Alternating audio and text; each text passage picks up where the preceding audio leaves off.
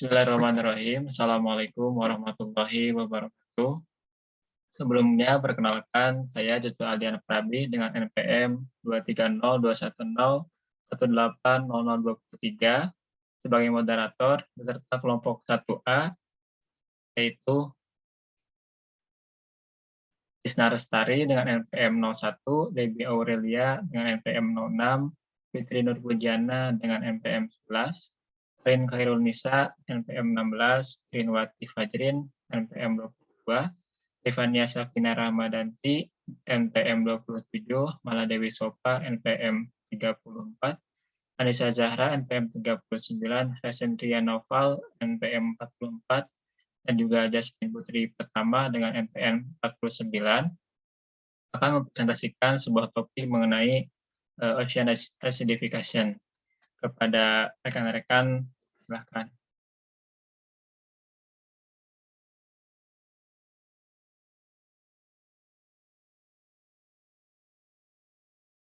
Adapun topik yang akan kita bahas pada kesempatan kali ini, yang pertama mengenai jurnal yang judul Temporal Effect of Ocean Warming and Acidification of Coral Alga Competition. Yang kedua ada dari jurnal Tropical CO2 Ship Reveal the Impact of Ocean Acidification on Coral Reef Invertebrate Equipment.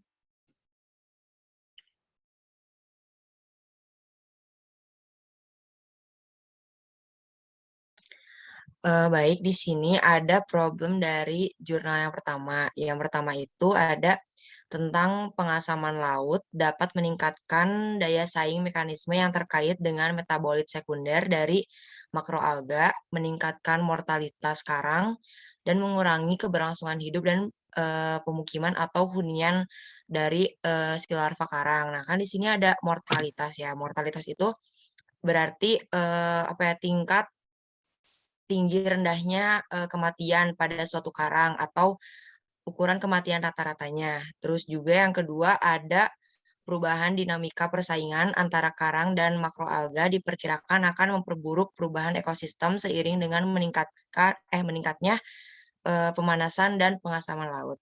Selanjutnya akan dijelaskan oleh rekan saya. Oke, baik. Selanjutnya yang ketiga yaitu perubahan cepat suhu laut dan kimia karbonat yang terus terjadi. Nah, kemudian yang keempat yaitu bagaimana fisiologi organisme dan mekanisme kompetitif dipengaruhi oleh temporal perubahan kondisi saat ini dan akhir abad.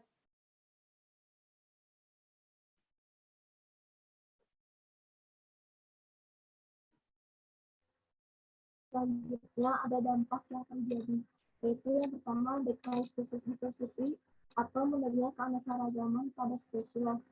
Dan yang kedua, change competitive mechanism associated with macroalga secondary metabolism, yaitu meningkatkan mekanisme persaingan yang terkait dengan metabolisme sekunder makroalga. Selanjutnya akan dibacakan oleh rekan saya. Oke, dampak selanjutnya dari pengasaman air laut juga bisa meningkatkan kematian karang. Air laut yang semakin asam akan membuat terumbu karang sulit berkembang. Lalu dan dampak terakhir itu bisa mengurangi kelangsungan hidup spesies laut larva.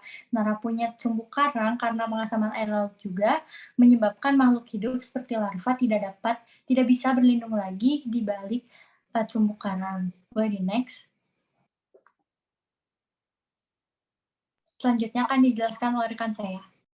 Oke, buat solusinya sendiri itu ada mengurangi karbon dioksida. Karena yang kita tahu karbon dioksida itu termasuk asam lemah yang bersifat korosif sehingga dapat merusak terumbu karang serta mengganggu kemampuan makhluk laut kayak kepiting, kerang, lobster, dan udang. Kemudian solusi yang kedua untuk memahami interaksi ekologis. Konteksnya itu perubahan global akan memungkinkan kita untuk lebih baik memahami bagaimana ekosistem terumbu karang di masa depan akan berfungsi. Nah, yang ketiga itu mantau efek simulasi perubahan iklim terhadap kelangsungan hidup, klasifikasi dan kapasitas fotosintesis dari masing-masing klasifikasi makhluk hidup itu. Kemudian mengurangi pertumbuhan terumbu karang karena pengasaman dan kelangsungan hidup. Itu akan menurunkan kompetisi karang-karang dan alga. Boleh di next. Nah, selanjutnya ada problem points dari jurnal Allen et al. Yang berjudul Tropical Carbon Dioxide Ships Reveal the Impact of Ocean Acidification on Coral Reef Invertebrate Recruitment. Nah, yang pertama itu ada bagaimana kondisi karbon dioksida dapat memengaruhi komposisi spesies dan struktur komunitas, serta bagaimana pengaruhnya terhadap perekrutan invertebrata yang terklasifikasi. Lalu yang kedua ada bagaimana cara invertebrata bertahan hidup ketika dihadapkan dengan peningkatan CO2 di laut. Selanjutnya. Problem poin selanjutnya adalah bagaimana area ekstrim dapat berguna dalam menunjukkan organisme mana yang tahan terhadap peningkatan CO2. Kemudian ada apa perbedaan takson intervertebrata yang terklasifikasi. Boleh slide selanjutnya. Selanjutnya adalah dampak dari jurnal Tropical CO2 Ships Reveal the Impact of Ocean Acidification on Coral Reef Invertebrate Recruitment. Yang pertama, peningkatan konsentrasi karbon dioksida di atmosfer. Penambahan konsentrasi CO2 di atmosfer sangat cepat menyebabkan penurunan nilai pH laut karena CO2 bereaksi dengan air melepaskan bikarbonat yaitu HCO3 dari ion hidrogen yang menyebabkan pH semakin turun setiap tahunnya. Selanjutnya, dampak yang selanjutnya adalah penurunan besar kekayaan spesies makrobentik di perairan diakibatkan oleh rembesan CO2. Hal tersebut terjadi dikarenakan adanya efek pengasaman laut yang mempengaruhi komposisi spesies dan struktur komunitas. Makrobentos sendiri itu merupakan salah satu kelompok terpenting dalam ekosistem perairan dengan perannya sebagai salah satu rantai penghubung dalam aliran energi dari alga planktonik sampai ke konsumen tingkat tinggi. Lalu juga dekomposisi dan mineralisasi material organik yang memasuki perairan serta menduduki tingkat tropik dalam rantai makanan. Perairan yang tercemar akan mempengaruhi kelangsungan hidup organisme makrobentos. Hal ini dikarenakan makrobentos ini merupakan biota air yang mudah terpengaruh oleh adanya bahan pencemar, baik bahan pencemar fisik maupun kimia, termasuk rembesan CO2. Lalu yang selanjutnya, dampak yang selanjutnya yaitu terumbu karang di perairan dengan saturasi karbonat rendah akan lebih mudah terkikis. Reaksi ini terjadi karena adanya reaksi kimia pada saat pengasaman laut. Kadar ion karbonat di lautan yang tersedia akan berkurang. Lalu struktur yang mengandung ion karbonat akan cepat rapuh karena larut oleh asam. Ketika CO2 diserap oleh air laut, maka reaksi kimia akan terjadi. Secara khusus, asam karbonat terbentuk oleh ion hidrogen dan dilepaskan. Akibatnya pH permukaan air laut menurun dan membuat air laut lebih asam. Ketika ion hidrogen dilepaskan, mereka akan bergabung dengan ion karbonat untuk membentuk bikarbonat. Proses ini menurunkan konsentrasi ion karbonat dan pengurangan ion karbonat yang tersedia merupakan masalah bagi pengapuran laut seperti karang, krustasea, dan moluska yang membutuhkan ion karbonat untuk membangun cangkang dan kerangka mereka. Selanjutnya,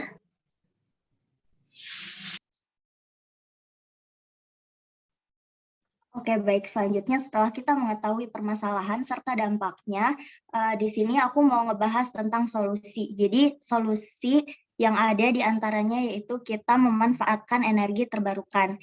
Jadi kita bisa memanfaatkan energi terbarukan untuk mengurangi emisi gas karbon dioksida yang kebanyakan berasal dari bahan bakar fosil. Di antaranya kita dapat menggunakan transportasi umum dan memanfaatkan biomasa. Selanjutnya, ada carbon dioxide capture and utilization. Ini yaitu penangkapan dan penyimpanan karbon dioksida yang merupakan suatu teknologi yang dapat mereduksi karbon dioksida secara kimia menjadi suatu bahan lain. Nah, di sini saya mendapatkan suatu sumber lain dari jurnal Van Hijk et al. Bahwa karbon dioksida ini dapat dijadikan suatu bahan mentah untuk produk plastik, yang pastinya plastik ini bukan plastik sekali pakai. Kemudian solusi selanjutnya yaitu kita harus menjaga terumbu karang sendiri. Seperti yang kita tahu bahwa terumbu karang ini mempunyai simbion alami yang melakukan fotosintesis. Boleh di next.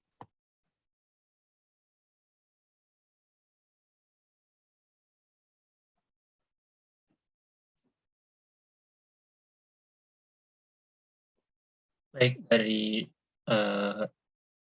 penjelasan yang sudah dipaparkan oleh rekan-rekan saya, maka dapat disimpulkan bahwa proses kalsifikasi dapat berpengaruh dalam kerentanan beberapa krustasea akibat dari pertambahan CO2, sehingga dapat mengurangi invertebrata dalam rekrutmennya. Kemudian beberapa krustasea juga dengan bertambahnya CO2 dapatkan di juvenil, di kapoda, dikarenakan CO2-nya meningkat, dapat meningkatkan kerentanan dari spesies tersebut. Kemudian diperlukan riset-riset lebih lanjut untuk mengetahui interaksi antara perubahan alga yang ada di suatu kawasan. Selanjutnya, diperlukan solusi untuk pengurangan emisi gas CO2 dan juga bagaimana untuk mengetahui perubahan iklim terhadap organisme yang ada di lautan. Berikut adalah referensi yang dijadikan sebagai bahan acuan dalam pembuatan bahan PowerPoint ini. Sekian yang dapat kami sampaikan. Saya sebagai moderator, mohon maaf apabila terdapat kesalahan dan kekurangan. Wabillahi taufiq wal hidayah. Wassalamualaikum warahmatullahi wabarakatuh.